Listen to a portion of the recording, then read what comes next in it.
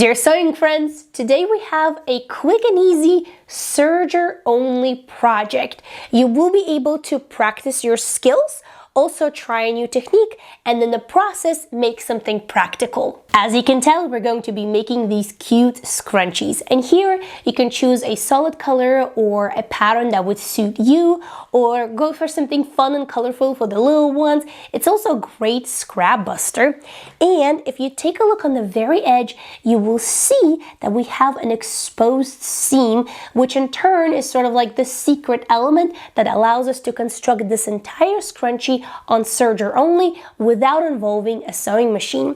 So now let's talk about what we're going to need. First, elastic. And no matter how I make my scrunchies on a sewing machine or on a serger, I like to use wide elastic. It's about 3/8 of an inch wide or about 1 centimeter.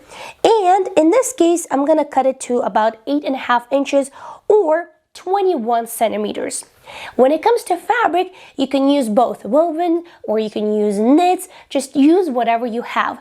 And in this case, it's not even one solid piece of fabric. It's just all little pieces pieced together because that's what I had.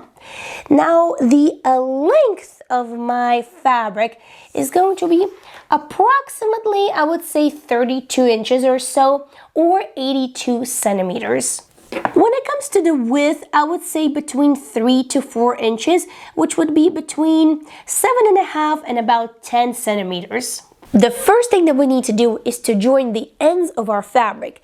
So grab your fabric like this, place it right sides together at the short ends, and that's where we're going to sew.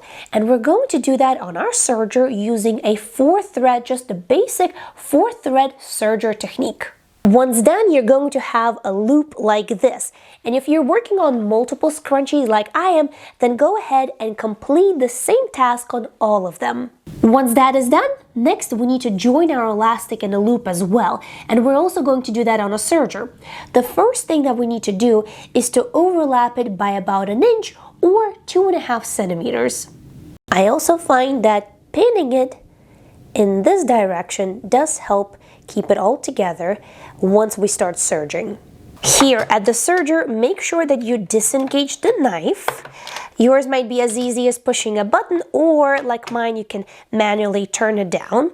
Then take your elastic and you want to place it underneath your presser foot about 1/2 inch before your overlap starts. So place it very carefully underneath your presser foot, lower it. At this point, I like to remove the pin that holds it all together. And now we're going to start serging it.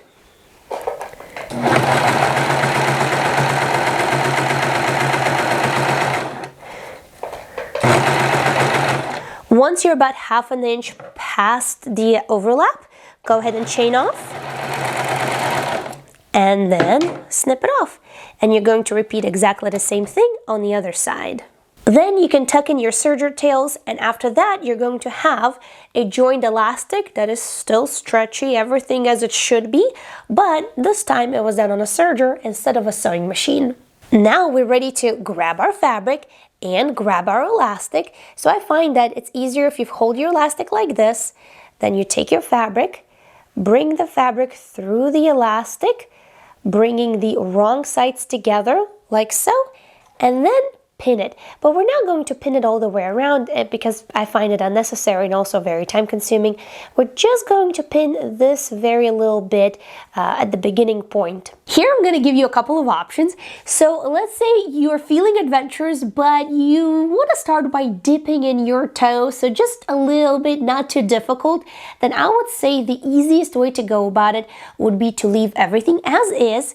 So right now we have it set up for a regular 4-thread serger. The stitch finger is in, everything is in, so as it would normally be. And the only thing that we're going to change is stitch length. So from 3, which would be a normal setup for my serger, I'm gonna go down to R. In your case, you want to decrease it to one of the smallest amounts. That will pack the stitches close together, which in turn is going to create a really nice and beautiful edge on our scrunchies. Make sure that you bring the blade back up Grab our scrunchie where we have pinned it together. Place it underneath the presser foot. Lower the presser foot, take out the pin, and start serging. Once you have reached a point where you don't have all the fabric aligned together, go ahead, reach in, grab more fabric, place it together like so, pinch it with your fingers, and continue serging.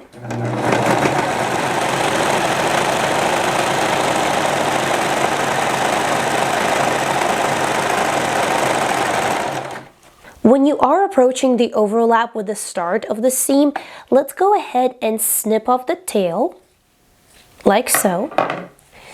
Stretch out this part just a little bit so that way it's nice and flat.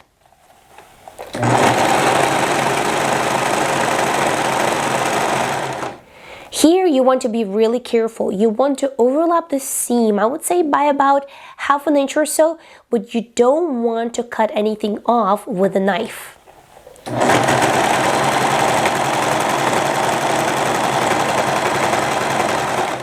Once you got that, continue serging while very gently pulling the scrunchie away from the serger.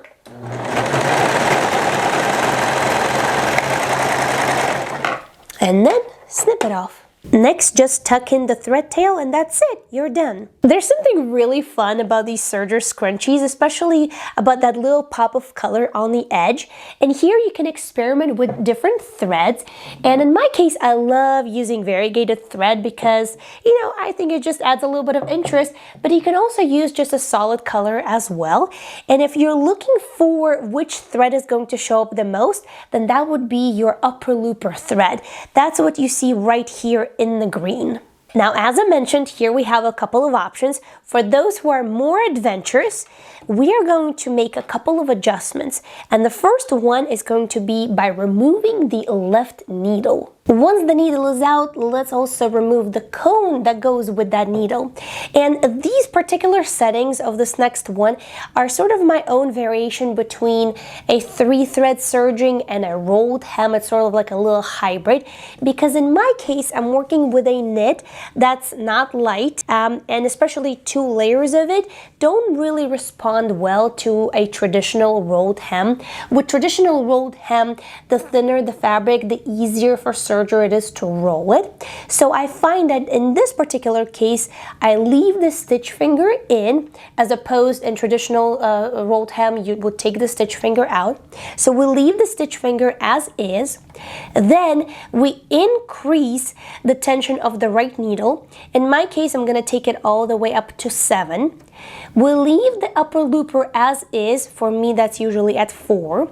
And we will also increase the lower looper, and I'm going to take it all the way to number 9. But as always, feel free to experiment and see what gives you the best result. The stitch length is also going to remain at R, or the lowest number that you have on your serger. And from here, you're going to repeat all of the same steps as we did for the previous scrunchie. If you look at these side by side, you can see that on the orange scrunchie, the edge is narrower, but also the color that we inserted in the upper looper loops all the way around to the other side instead of being just on one side, as in the green example. And overall, I hope that this showed you that you can experiment, that you can have fun, that you can make your own iterations of these serger techniques that we discussed in the original serger series.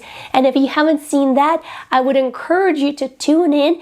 Make sure that you watch this rolled hem technique. Thank you so much for being here, and until next time, happy sewing, happy serging, and all the best to you. I'll see you very soon in the next video. Bye!